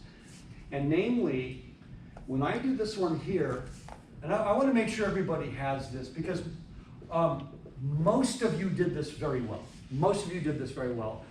But did you do it well because you had examples and you had videos and you just watched them and wrote it down? That's okay. But if you didn't absorb anything, then when you're doing this on an exam, and this is supposed to be simple, if you do this on an exam, you might just be throwing up your hands and going, I don't know what I'm supposed to do. So the other variable, just call it k. So in the first one, I have x squared plus y squared minus k squared. So how about if I write equals k squared plus 1? Can I just do that? Sure. What's about xz? X squared minus z squared equals 1 minus k squared. And then the last one, yz, I have y squared minus z squared equals 1 minus k squared. You don't have to throw the thing to the other side, but I think most of us, it's easier to read if the variables are on the same side. That's my preference. You don't have to do that. But I just think it's a heck of a lot easier. These are both differences of squares. They're hyperbolas. Hyperbolas have no restrictions, and neither do parabolas. They can be positive, negative, zero. It doesn't matter. That's a circle. So whatever's on the right side has to be what? Positive. Or at least non-negative. If what's on the right side is 0, it's technically just a point. So we really think of the right side as needing to be positive. Question? Shouldn't the last one be negative y squared minus z squared? I'm still on this one. Oh. Are you, yeah, I'm on the first one.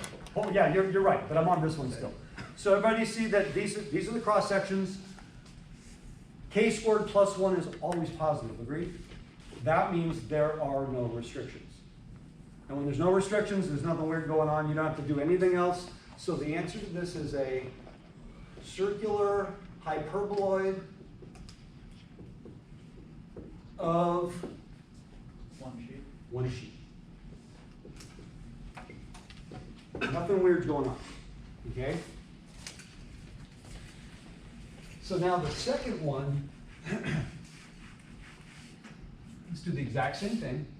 X, Y, X, Z. And by the way, of all of the possible shapes, this is the only one that anybody has issue with, ever. The rest of them are just easy. It's a hyperbola, it's an ellipse, and whoever has the most wins. They get the oid title. That's the only one where I have the 1 sheet versus 2 sheet as a potential. And it's only because sums of squares can have restrictions. Sums of squares cannot be negative. That's why we have to consider that. So, second one now. So xy, I have x squared minus y squared equals 1 plus k squared. Xz, x squared minus z squared equals 1 plus k squared. Well, those are clearly both hyperbolas. And this one, negative y squared minus z squared equals 1 minus k squared. Don't tell me that's a circle. That isn't even a shape. Why? The first two terms are both negative. There's no conic section where they're both negative. Oh, so what do I need to do? Multiply through by -1. Yeah. That is not a circle. That is not in anything yet because now you'd have to figure out k. Too much work. Oh, sum of squares. It has to be a sum of squares to be a circle and ellipse, not two negative squares. So now I have this. Clearly that's a circle. What if k was 0? What if k is smaller than 1 in size? Do we have a problem? Yes. Yeah. K squared minus 1 has to be greater than or equal to 0. It's a circle as long as the absolute value of k is greater than or equal to 1.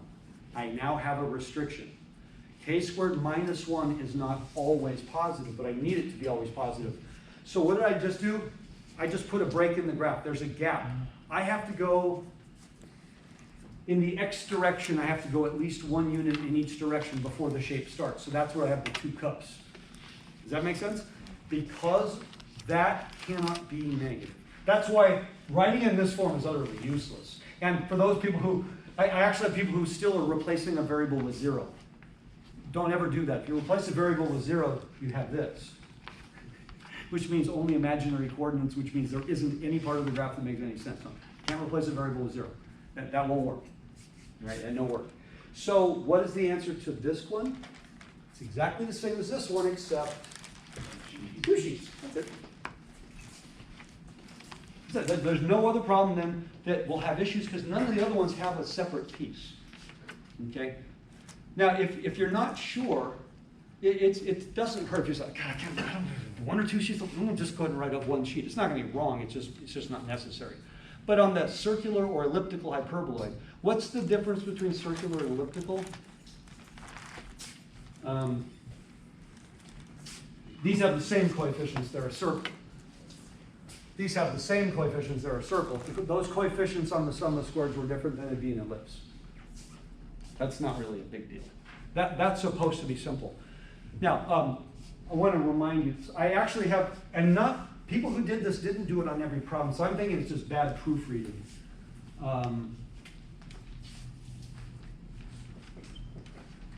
Okay, tell me what's wrong with this. We're doing this problem right here. Isn't that exactly the same equation? I didn't do anything. This is still a 3-dimensional shape. This isn't a circle, ellipse, hyper. This isn't anything. This is a 3-dimensional shape. This is the same 3-dimensional shape I started the problem with. I just moved a variable to the other side. That's not even like a cross-section. It's still 3-dimensional. So doesn't matter what I call this, no matter what I call this, it will be the wrong answer. This is not a hyperbola. This is not a hyperbola. I still have 3 variables. So don't simply move a variable to the other side. Replace a variable with a constant and move the constant to the other side. Yeah, okay. That's kind of important.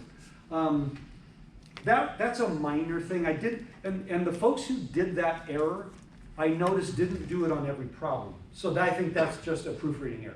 That wasn't a conceptual, I don't know how to do these. I would have 3 cross sections and 2 of them were correct and 1 of them they forgot to change the variable. They just moved the variable. Or in some cases actually just restated the entire problem verbatim and said this is a circle or this is a hyperbola. Yeah, that's probably not as good an answer. Those problems should not give you issue. Those are simple. Now, where is it going to confuse us? Identify the surface. Identify the surface. Elliptical cylinder. Elliptical cylinder. Why is the answer not ellipse? Because I said surface, which automatically makes it 3-dimensional. That is the only common error that I see. And again, it's an oversight. We just went past it. A surface is 3-dimensional, and when you only have 2 variables, that means the other one, some people call it a free variable. That means it's going along that axis forever. All cross sections parallel to the y-axis will look like the same ellipse. That's one way of thinking about it. So this is an elliptical cylinder. It's not an ellipse. No. Ellipse is 2-dimensional. This is 3-dimensional. So you wouldn't say this is a circle, right? Just because one of my cross sections is. Yeah. So whenever it's a 3D, you just like recognize the 2D shape and then it's a cylinder. If it's 3-dimensional, but there are only 2 variables, it's a cylindrical shape. Okay. Yeah, that's the like key right that there. shape extended like a... Exactly. It means that. You remember how I described the class? It's basically that shape forever. Like we all can picture a circular cylinder, but a circular cylinder will go along an axis forever, and all the cross sections are circles. But we don't say a circular cylinder is a 2-dimensional circle, right? I mean, this is a 3-dimensional object. No one would say this is a circle, but all the cross sections are circles. That's why it's a circular cylinder. Does that help? Again, that's one that I want that one to be an automatic.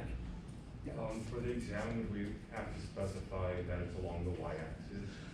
Nah, no. By the way, I actually like that most of you did that because that helps you picture what it looks like. And will that be important? Oh, yes. When we're doing volumes and things, remember Calc 1, find the region bounded by, you were given 2 or 3 curves, and you had to figure out where the curves intersected, and then those ended up being your limits of integration. Here's a little bit of algebra. Now imagine I said, find the volume, and I give you maybe a couple circular cylinders, you've got to figure out where they intersect. And that's not a trivial problem, so knowing what direction they're traveling may make it a lot easier to conceptualize. Is it required to answer the question? Not at all. But I think that's a really good thing to do because it says I really have an idea of what it looks like. If you said elliptical cylinder along the y-axis, that's probably the best answer you could have given. But I don't need you to say along the y-axis, but I think it's kind of obvious at that point. Okay, so a lot of you are going to dwell on those guys. That's the most minor part of the test, is the shapes, because there's no calculus involved. Yeah, Joe? Sorry, just to go back. So when there's two variables and it's a surface, it's automatically a cylinder, just confirming. It is a cylindrical shape, because that's the definition of a cylindrical shape. Okay. Okay. All right, so first cluster, simple vector stuff. Next cluster, now I want to talk about planes and all of their properties. So the way we'll start it is the way we did in class. I'm going to give you 3 random points in space that are not collinear. 3 points in space. You pick which ones you want to create your vectors. Now you're going to do a cross product to create your normal vector. Okay? That's the most important part to get right, because everything else is sort of dependent on that. Now when I ask you for an equation of the plane, use that normal vector in any of the 3 points you use. Like point slope formula in baby algebra, if you have more than one point, you're going to get the same equation regardless of which one you use. Okay, so it doesn't matter which one you use. My suggestion is always the same thing. You're pretty sure you did your normal correctly, and you've dot product it with your first original vectors, but you might have made a mistake in calculating those. Does everybody realize that?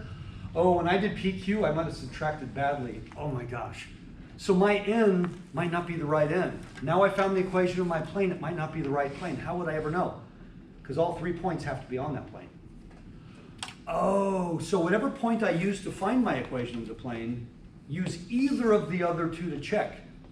If it checks, it would be impossible for the 3rd point to fail, by the way.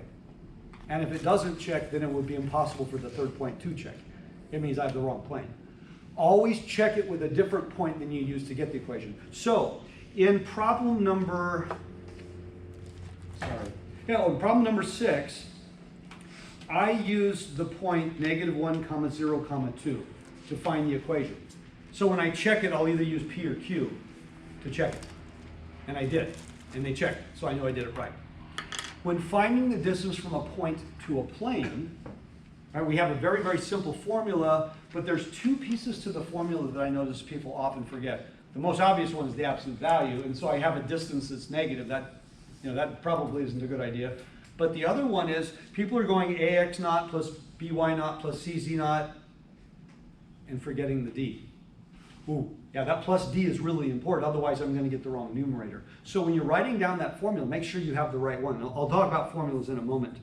Now, when I find that distance, whether you give a decimal or not, it's not really relevant. Do simplify that value if you can. Now, you like this problem because my denominator is root 89.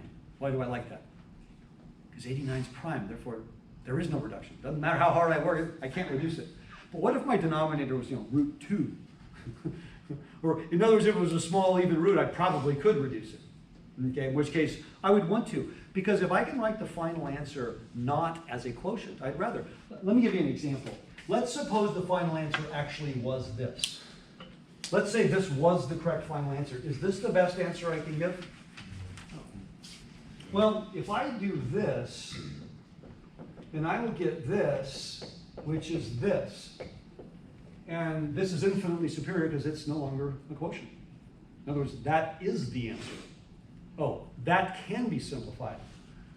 So let me change the 2 to a 7. Can I do the same process? Yes. But now it would be a fraction times the root. So is that infinitely superior or just a rearrangement? Just a rearrangement. There's no simplifying that can be done there. So if my answer was this, I'd probably just leave it.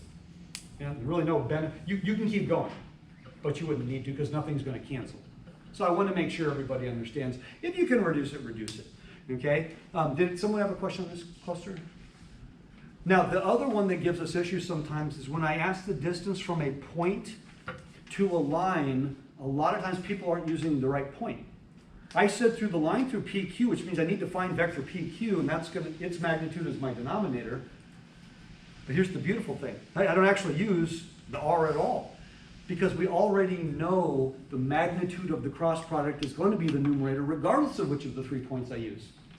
But it does matter what your denominator is, because my denominator could have been magnitude PQ, PR, or QR, and all 3 of those would have given me different quotients. So I used the magnitude of PQ because I said R to the line through PQ. So the denominator has to be very specific, but my numerator is just going to be magnitude of cross product, which is nice. Now, the only other question, and I did ask it, number 10. If I said the area of the parallelogram determined by those three, you know that's the magnitude of the cross product. What if I tricked you and said the area of the triangle determined by those three? Oh my God, what would you do? Divide by 2. Yeah, half of that. Because the area of a triangle, your formula of the area of a triangle, 1/2 base times height, a lot of people don't realize that comes from the area of the parallelogram, not from a rectangle. It does not work. Yeah, try using the area of a rectangle when you have an obtuse triangle. It doesn't work. No, the area of a triangle is defined to be half the area of the parallelogram that it fits in. And every parallelogram, one of the diagonals splits it into two congruent triangles. Oh, so if I want one triangle, I just slap the other one on there. Now I have a parallelogram, and it's, by the way, formula is base times height. Lest we forget, it comes from the parallelogram. So if I said triangle rather than parallelogram, just take half. Piece of cake. And that's not complicated, but that's showing your awareness of that.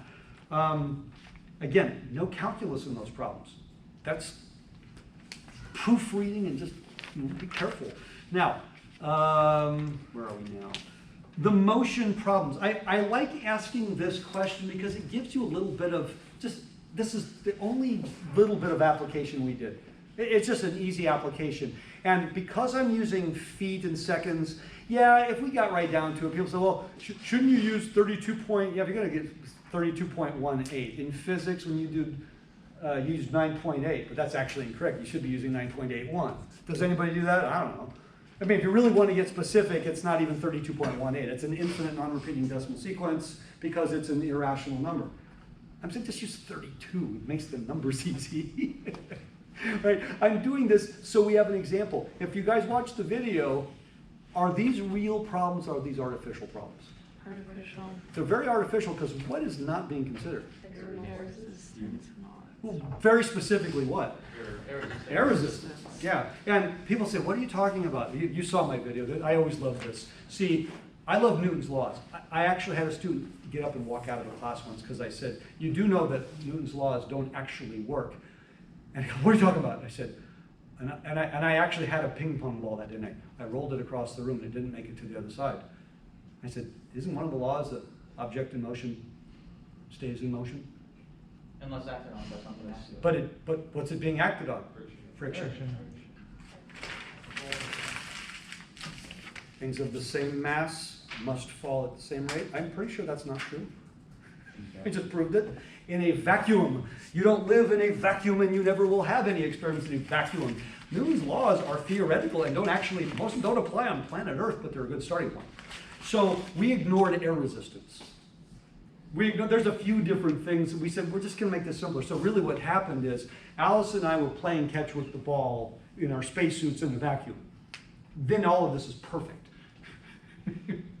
And by the way, we were in a mountain just high enough that the acceleration due to gravity was a little bit less because remember, the higher you go, the less the gravitational pull. So there actually will be an altitude, I'm not joking, there's an altitude on planet Earth, I don't know exactly what it is, where it'll be exactly negative 32 feet per second squared, exactly. That's why if you're at the top of Everest, you'll weigh a little less than you do here because the gravity won't be quite as strong because you're farther from the center of the Earth. So I said these are artificial to give us a practice. That's it. And then when you do it, I tried to reverse engineer them so the numbers were not hideous and horrific. But the one thing I always recommend you do is, most of you guys, by the way, you're great. You simplify your roots and you gave me an answer. And the answer is, 57 root 19, which is correct. So later on today when I go to Home Depot and I say I need 57 root 19 feet of wood, they're going to look at me like I'm crazy. So that's the answer. Now give a decimal approximation for one simple reason. Does your answer make sense? Now, how far away, that's a little bit trickier. That one you don't really know if your answer makes sense or not sometimes, but there is the one that you do know. I'm starting off the ground. Now, in a perfect situation where we ignore air resistance, I throw an object up in the air, what can I assume when I reach the exact same height off the ground? It has to be going exactly the same speed in the opposite direction. Therefore, if it's got a few hundred more feet to drop, is it safe to assume it's going to go a little bit faster? So if your speed upon impact is slower than your initial speed, that's not good. You had an object literally putting on the brakes. And if it fell a little longer, it would have stopped before it got there. Okay, we've all seen that Bugs Bunny, right? When he's in the airplane and it's falling, right before it hits the ground and stops. There's two versions. One where he ran out of gas, and the other one where he said, well, we reached terminal velocity. I always love that one. What is terminal velocity? What does that literally mean? Terminal velocity means you have stopped. Is that even possible? You're jumping out of an airplane without a parachute. You will reach terminal velocity very, very soon. Yeah. It's not terminal velocity. Acceleration. It's terminal acceleration. That's probably the worst coined term in the history of bad coined terms. You no longer accelerate because why?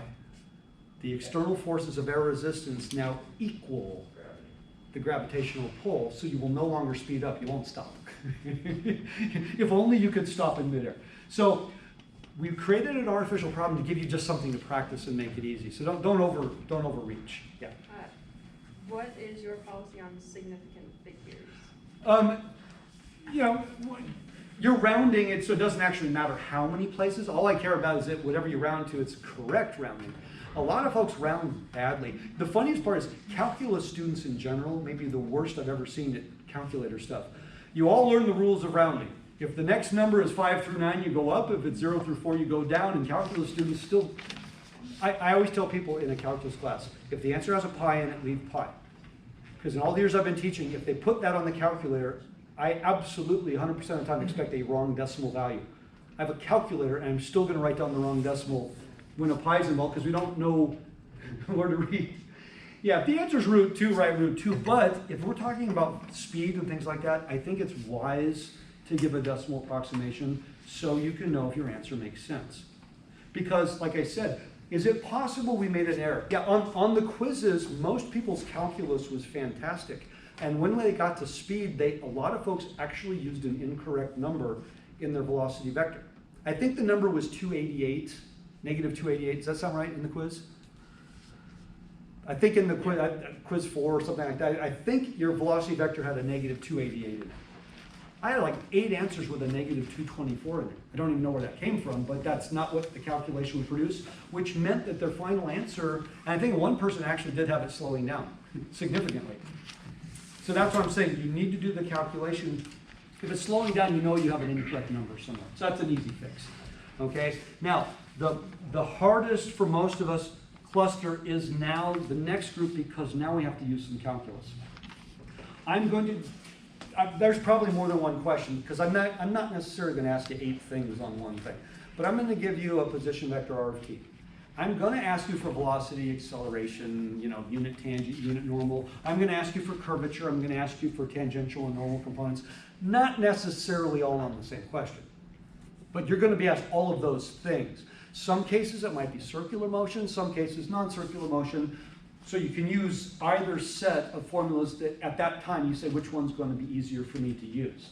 These are unitless problems because they're given as unitless. So don't worry about the units. By the way, what would the units of curvature be?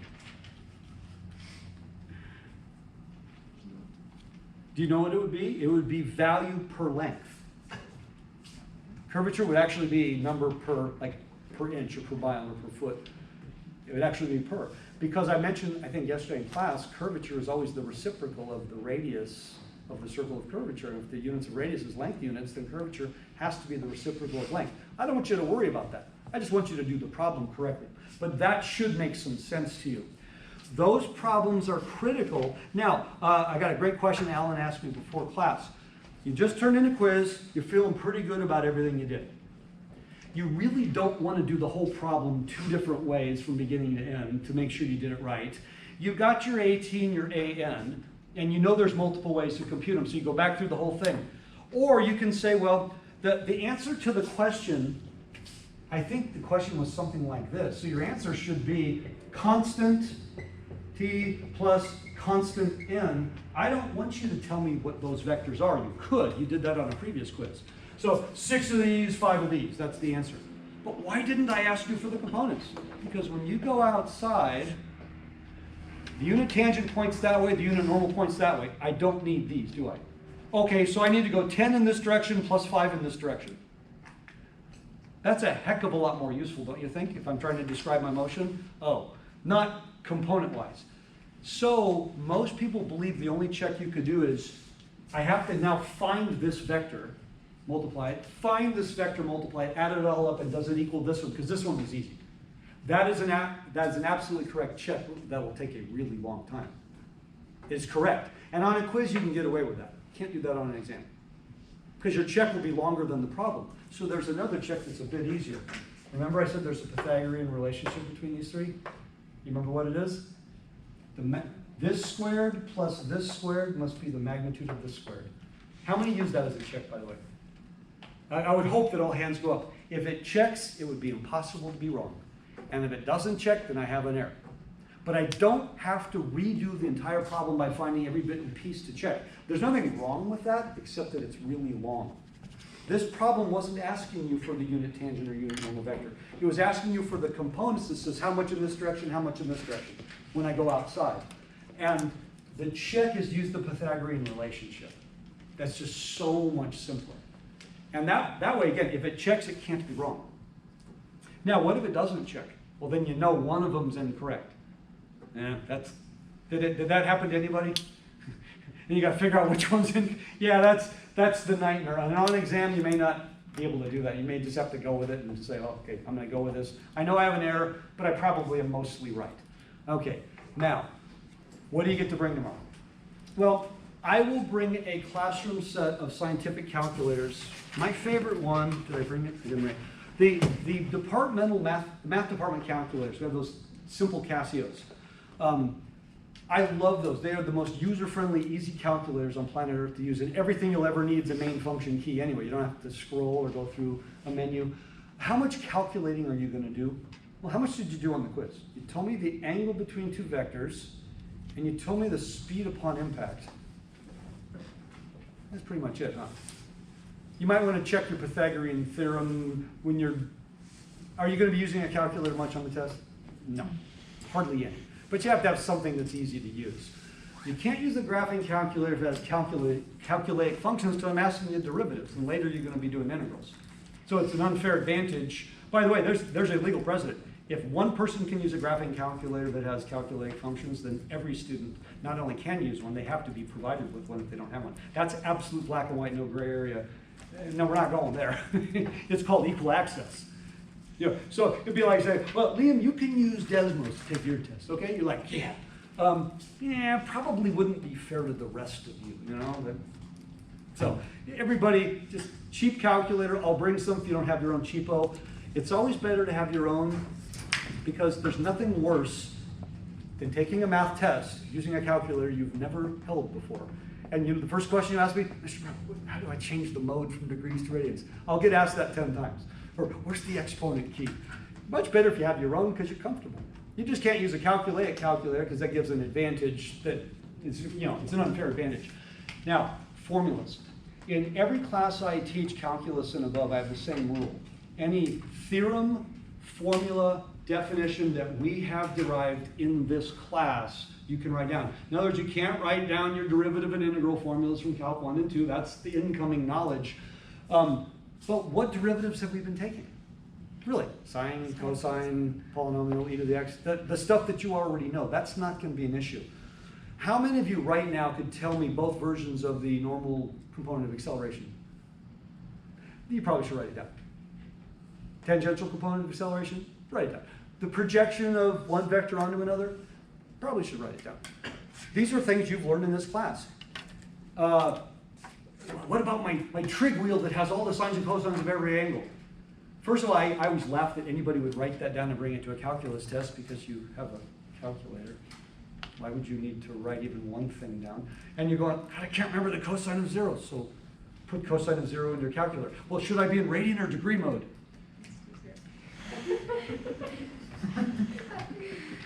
By the way, I actually get asked that question from calculus students. That always makes me laugh. be in any mode you want. But yeah, there's certain things you just don't need to write down. But theorems, formulas, definitions. I'll use linear as an example. In linear algebra, the last test particularly, most of what people write down is vocab, right? Like, we talk about one-to-one and on-to and kernel and range and isomorphisms. We have all of these really important terms that if you don't know exactly what it means, you can't answer the question. They're not formulas, they're vocab. If there's anything I've ever used in this class that was a mathy term, a vocab term that is not part of your vocabulary, write it down.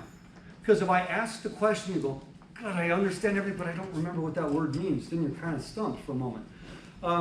There are theorems. Calc 2 was full of theorems. When you did all your sequences in series, most of your formulas technically were theorems because you derived them and proved them. So in this class, if it's a theorem, a formula, or definition that we did, no examples, because that would be open book at that point. Now, I don't need you to make a formula card. A 3x5 card, both sides, both sides, both sides, both sides, both sides. I have to say it that many times, because what will happen is Zachary will come tomorrow and say, you said only one side. It's both sides. And the reason it's both sides, I don't want you to do the micro writing. Everybody does this. They do the micro writing on one side, and then they come with a 3x5 card, literally with a 1 square inch of writing, because they didn't need the whole card, and now they can't read half of what they wrote because they wrote it too small. When you're going home, write down on a piece of paper every time you come across a formula, and all of your formulas are going to be vector formulas. You know that, right? Just like, what is the definition of the unit tangent, right? It's the 1 over the magnitude of velocity times the velocity vector. But the magnitude of velocity is also the speed ds dt. These are things you should write down. Write them on a piece of paper and then transfer the paper to the 3x5 card in a way that you can easily read it.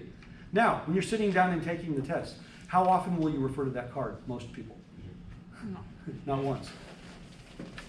Well, then what was the point of making it? That was the point of making it. You see, the point of making it, most of you have heard me say this, it's not the existence of the formula card, it's the creation of the formula card. In writing down all the things you deemed important, you are reinforcing them and organizing them and putting them in an order. Therefore, you will rarely ever actually glance at it other than say, wait, was it a plus or minus? You know, that's the kind of thing people will look at. You will not learn math by writing it down, but it takes you off the hook from trying to memorize formulas. How often do you think you're going to do normal and tangential components after this test? In upper division engineering class, or maybe in upper division physics, you might do it again. Otherwise, you may never do it again the rest of your life. It's really important right now for what we're doing, but it's not something that you're going to remember down the road. So don't spend time memorizing, just be able to correctly use. So 3x5 card. Now, Joseph just made the greatest card in the history of cards. Mackay did the same thing. What should they do before the test? A swap. How many have done that, by the way? How many have done that with me? Did you find one that you forgot? Yeah, by the way, I would say literally every student I've ever asked, they said when I swapped and compared, they had one that I forgot to write down. That's almost an absolute, because there's so much information, and you're writing down the big ticket items. But there might be a small minutia thing that you needed to write down. And you know there's an absolute, I think it's a law of physics, and it's definitely one of Murphy's laws. The only one you didn't write down was the only one you truly needed. That's why always compare your card to somebody else to make sure that they didn't have something you forgot. But also, the one thing I cannot do, I cannot edit for correctness. If you wrote something down incorrectly, you can't call me up and go, Mr. Brown, did I write this formula down correctly? No, and while we're at it on problem 2, you also wrote your answer down incorrectly, and no, I can't correct your formula cards. That's on you, but in the process of you being really, really nitpicky, you're going to benefit from it. As a general rule of thumb, do you think that the notes that you've shared are a good, like those, since they have been derived in class? Like the results, not the, I don't need you to. Like not the proof. Yeah, you're talking like the curvature notes, everything's relevant to understand, but it's only the results that you want to write down. And I give you 2 forms of curvature, 2 forms of AN, 2 forms of AT. Why 2 forms? The direct, and I called it the backdoor, because a lot of you have found that, you know what, the direct can be really, really long in some cases, and in other cases, the direct is the fastest.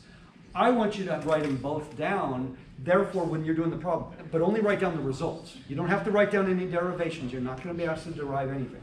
You're just going to be asked to take a problem and answer all the pieces of the puzzle, okay? Just like those are approved. since they have, you said that the caveat was that they have to be derived from this class. Well, yeah, those are all things we did in this class. Yeah. Everything vector. I mean, is there anything we haven't touched vector-wise? And so all of you who have had vectors in physics in the past, my hope is that this is always a reinforcement. Plus, we probably went way past stuff you did. But other folks will say, you know what, I was really sloppy in physics. I wasn't really that careful all the time. So I actually made errors in physics, perhaps that I shouldn't have made, that now I know why. You know, bad cross product is like the ultimate. Cross product is the most important vector operation in physics, yet we make cross product mistakes because we don't realize there's actually a formula and a check. And that's the key, is the check. Because arithmetic errors are fine if I catch them. Okay? Now, on the exam, everything on here, this is all fair game, it's all going to be on there. I also throw a bonus. You have 2 hours. Time isn't going to be an issue. I can't say I've given 40 to 50,000 exams at the college level. Time has never been a problem. That's not a thing. Now, if you don't know how to do a problem, I can come back 3 days later and you're still on that problem. That's not time. You know, right? That's, I didn't know how to do the problem. But I have to remind people, there is no problem that is worth more than any other. They're mostly all the same value, essentially. If you don't know it immediately, skip it. You can always come back to it. You cannot dwell.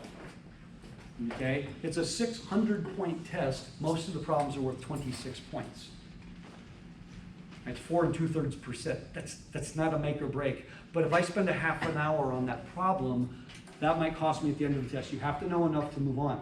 I also throw an extra credit question on every test, and the extra credit question comes from the material you're being tested on. It's not external. It's not, hey, I found some really cool problem off the internet, let's see if anybody can answer it. No, it's directly from the material you're being tested on, and it's something that everybody actually already has the ability to do now. It's just when I'm looking at it the day of, will I figure it out? And if there's time on the clock, don't turn in your test with an unattempted extra credit problem. That's just silly. It's not all or nothing. You might have started it correctly but not known how to finish it. Well, you did something correct. I don't give points for attempts. That's, my God, that's evil. I'm a teacher. I've actually had students say, well, don't I get credit for trying? I'm a huge sports fan. A lot of you know that. And I mean, the Stanley Cup finals are awesome. And I am certain that every time somebody takes a one-timer, a slap shot, every time they're shooting towards the goal, they're actually trying to make a goal. But I'm pretty sure in watching hockey all these years that you only get the goal if it goes in the net. By the way, NBA finals, same thing.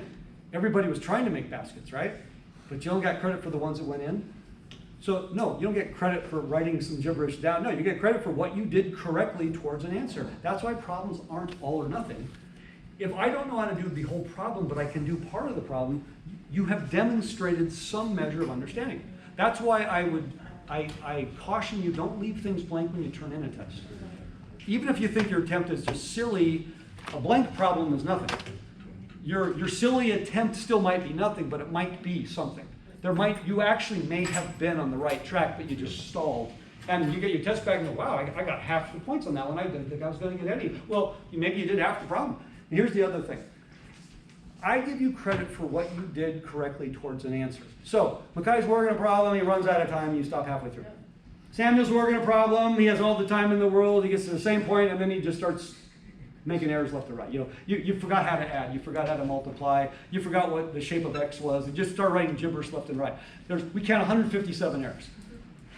They get the same credit, because they got to the same place. You stopped, you went off the rails, but you got to the same place. That's how credit is awarded. What did you do correctly towards the answer? What if you make a mistake in the very first step, then everything's wrong, but you might get most of the credit because you still demonstrated correct understanding just with a different number. By the way, I say this in all seriousness. Good tests are easier to grade than bad tests. Because, I can see everything right in front of me. But nothing is all or nothing unless you leave it blank, really. Okay? We will start at 9:35. I would say get here a few minutes early. I don't need you to be here early, but we know it's stressful when you arrive late to a test. You're going to be scattered.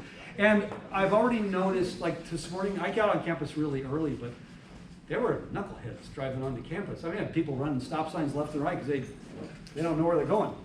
That's kind of weird. So I think parking is still a piece of cake because I don't think there's very many classes. But maybe give yourself an extra 5 or 10 tomorrow because now there are classes on campus.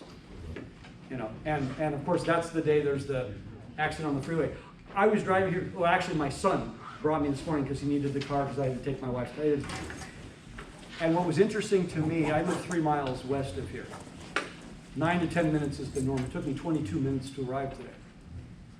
One light was out, another light they were doing construction, and the next light, right before it was about to turn green, an emergency vehicle comes by, so it changed the lights. And it stayed green in the one direction for 7 more minutes. It was stuck. So from the first light to the next light was not even a half a mile, and it took me, I think, 16 minutes. Now, I still got here way early. But what if that's tomorrow as I'm going to the test? Thank God that would be the worst.